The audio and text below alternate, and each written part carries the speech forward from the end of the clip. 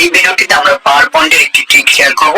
পাওয়ার পয়েন্টের যে ট্রিকটি আজকে আপনাদের সাথে শেয়ার করব সেটা হলো যে আমরা যারা পাওয়ার পয়েন্টের প্রেজেন্টেশন গুলো তৈরি করি, অনেক সময় দেখি যে আমাদের প্রত্যেকটা প্রেজেন্টেশনে যে স্লাইড পেজ গুলো থাকে সেগুলো যখন স্লাইড ভিউতে যায় ডান পাশে কর্নারে দেখা যায় যে লোগোটি ফিক্সড হয়ে থাকে।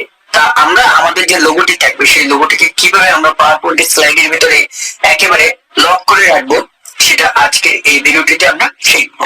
ভিডিওর প্র্যাকটিক্যাল পার্টে চলে যাই। ওকে ভিউয়ার্স, যখন আপনি পাওয়ার পয়েন্ট প্রোগ্রামটা ওপেন করবেন আপনার সামনে এমনই ভিউ থাকবে।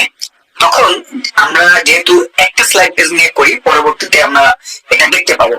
তা এরপরে আপনি এখান থেকে চলে যাবেন রিবন বার থেকে আমরা ভিউ মেনুতে চলে যাব।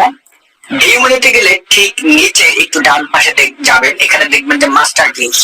আমরা চলে যাব স্লাইড মাস্টার নামে যে টুলটি আছে, স্লাইড মাস্টারে ক্লিক করবেন। এখন আমাদের সামনে সম্পূর্ণ নতুন আরেকটি ইন্টারফেস আসলো। এখান থেকে যে স্ক্রল বারটা থাকবে বাম পাশে, এটাকে ধরে উপরে যাবেন, প্রথমটাই সিলেক্ট করবেন। প্রথমটাই সিলেক্ট করে এখন এখানে আমরা আমাদের যে লোগোটি থাকবে সেটাকে এখানে আমরা কল করব, অর্থাৎ আনবো। তা এই জন্য যে কাজটি করবেন, আমরা রিবন বার থেকে চলে যাব কোথায়, ইনসার্ট মেনুতে। সেখান থেকে চলে যাবেন পিকচার। আপনার লোগোটি তো অবশ্যই আপনার কম্পিউটারে সেভ করা থাকবে।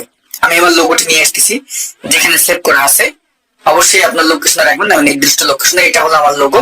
এখন এটাকে আমি ছোট করতেছি, ছোট করে আর একটু ছোট করতেছি, ছোট করে এখন এটাকে কোথায় রাখতে চান, আমি ধরেন একেবারে এই মাথা এই কর্নারে রাখতে চাচ্ছি।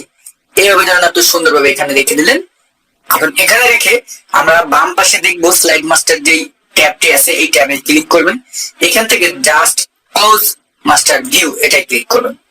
আর এই লোগোটা কিন্তু এখন দেখেন আপনি লক হয়ে গেছে, কিন্তু এটাকে কিন্তু এখন আপনি সরাতে পারবেন না।